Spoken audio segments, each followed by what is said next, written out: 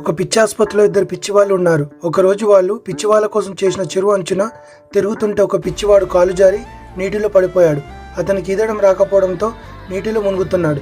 తన స్నేహితుడు మునుగుతుంటే చూసిన రెండో పిచ్చివాడు వెంటనే నీటిలోకి దూకి చాలా కష్టపడి అతని ప్రాణాలతో బయటకు తీసుకొచ్చాడు. ఈ విషయం ఆసుపత్రి అధికారులు వినగానే చాలా ఆశ్చర్యపోయారు.